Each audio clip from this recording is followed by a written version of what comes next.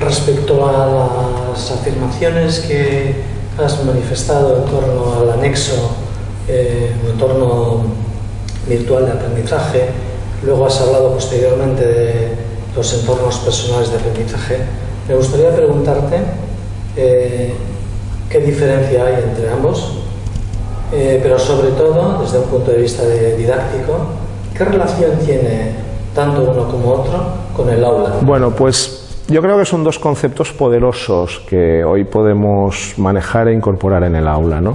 Entonces, un entorno virtual de aprendizaje es quizá el término más técnico que utilizamos para referirnos a una plataforma de aprendizaje, a un Moodle, a un aula virtual, a un espacio en Google Docs, incluso en el Drive, donde los alumnos, el docente, pero también a veces la administración de un centro o las familias de los alumnos pueden compartir distintos tipos de documentos, ¿no?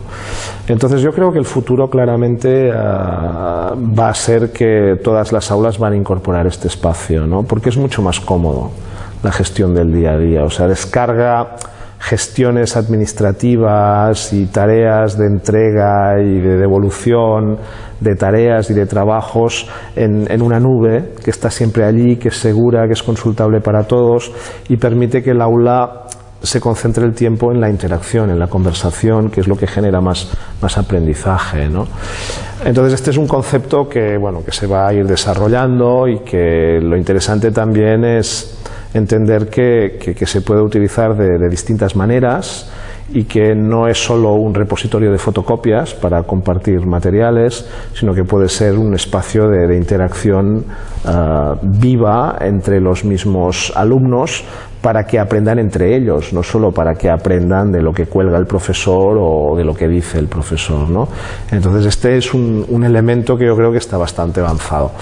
Otro concepto que quizá es más novedoso y que también está ahí y que yo creo que tiene una relevancia importante es el de entorno personal de aprendizaje, ¿no?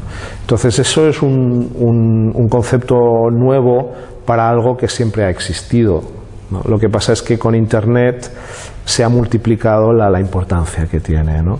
Si pensamos en un médico hace 50 años aquí en Bilbao, por ejemplo, o en un pueblo de Euskadi, un médico generalista, un médico de familia, pues probablemente estamos pensando en una persona que formaba parte de la Asociación de Médicos de Euskadi, quizá recibía un boletín de médicos generalistas o médicos de familia, una vez al año o quizá menos iba a un congreso español o vasco o europeo de médicos de familia, tenía unos amigos con los que a veces se llamaba por teléfono, se enviaba y recibía cartas, con otros colegas a lo mejor se veían una vez a la semana para tomar café en un club, ¿no? Entonces este conjunto de interacciones, de contactos profesionales, pero también en parte personales, este conjunto de acceso a recursos escritos, ¿no? Como boletines, revistas, constituía de algún modo su sistema de actualización permanente, de formación permanente, ¿no? O sea, era su entorno personal de aprendizaje. O sea, los recursos que maneja para, de algún modo, seguir aprendiendo de una manera más autónoma, autodirigida, sin recursos necesariamente formales, ¿no? Claro, si estamos pensando en lo que ocurre ahora, pues las posibilidades que ahora tiene este mismo médico o cualquiera de nosotros son impresionantes, ¿no? Porque en la red lo tienes todo, o sea, todo o mucho o muchísimo está accesible a unos pocos clics. Entonces ya no es aquello de aprovechar todo lo que tengo o todo lo posible para estar al día, sino que ya es qué es de lo que tengo accesible lo más relevante para mi formación, ¿no? Y en primer lugar, ¿qué es lo que me interesa? O sea, ¿cuáles son las cosas que me interesan? ¿Cuáles son las personas? ¿Cuáles son los recursos? ¿Cuáles son las webs, los foros donde tengo que estar para enterarme? Y cómo voy siguiendo, ¿no? Entonces esta es la idea del entorno personal de aprendizaje. Entonces, claro, en la época de Internet este concepto es mucho más relevante, ¿no? porque las personas aprendemos mucho más por nuestra cuenta fuera de la institución escolar o universitaria o académica de lo que podíamos aprender antes, ¿no?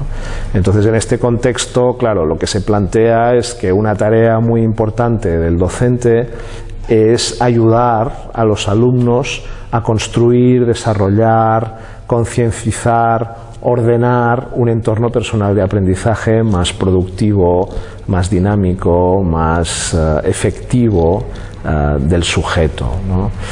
Claro, es una idea más abstracta, más difusa que la del entorno virtual de aprendizaje, ¿no? Es un concepto más amplio, ¿no?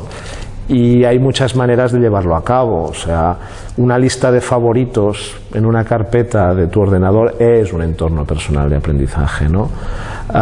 El conjunto de colegas que tú tienes, que sigues en Twitter, es en el fondo eso, ¿no? Entonces, bueno, hay personas que están trabajando en aplicaciones informáticas para formalizar eso, otras que intentan, pues, socializar el entorno personal de aprendizaje entre distintos alumnos para que aprendan entre sí.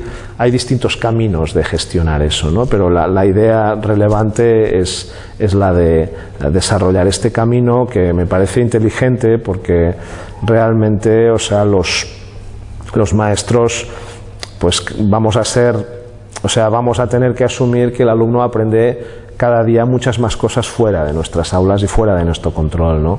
Entonces es mucho más inteligente por nuestra parte no proscribir todo eso que aprende, sino todo lo contrario, enseñar a gestionarlo, a enriquecerlo, a compartirlo, a traerlo a clase y a negociar. WebQuest, pero el mismo concepto de Personal Learning Environment o entorno personal de aprendizaje, son dos ejemplos que yo he puesto en algunas ocasiones y también he escrito en algunos lugares, de ejemplos de cómo yo autónomamente, a través de mi entorno personal de aprendizaje, llegué a aprender lo que es esto, ¿no?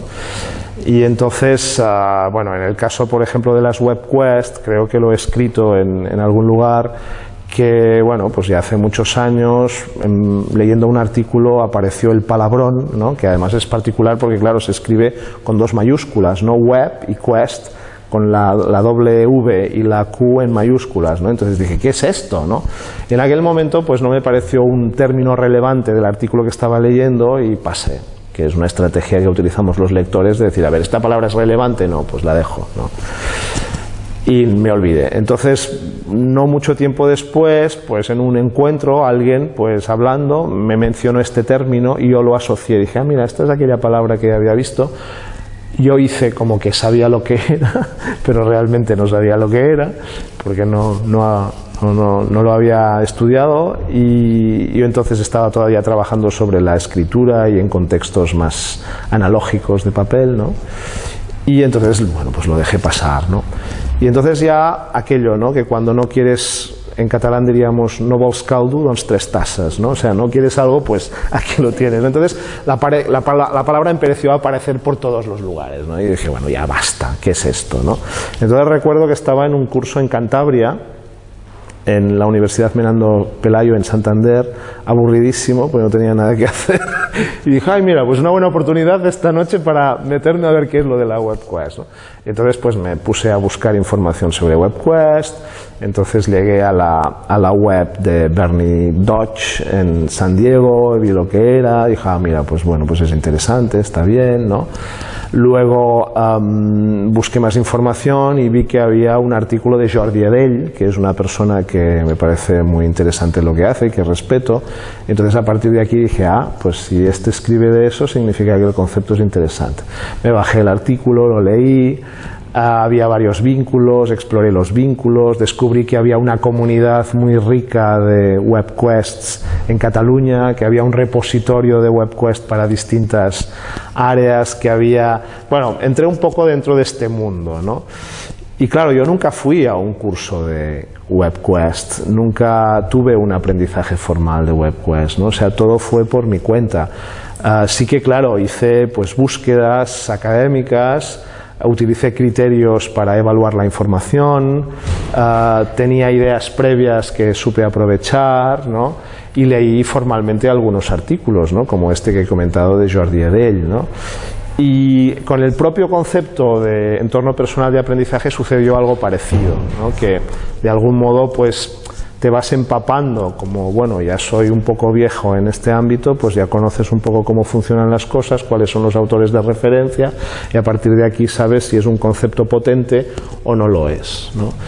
Y bueno, son ejemplos que pongo pues de cómo pues por mi cuenta he ido aprendiendo, he ido actualizándome sin necesidad de que haya un docente que me diga esto es relevante, ¿no? Solo manejando los recursos de información que tienes, ¿no?